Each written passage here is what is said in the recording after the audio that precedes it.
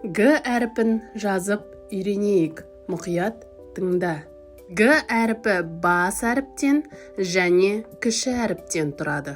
Үлкен жолдың ортасынан сәл төмен қаламыңды қой. Төмен қарай түзу сызып, жазу жолының астыңғы сызығына тигізе, солға қарай доға ілгек жасаймыз.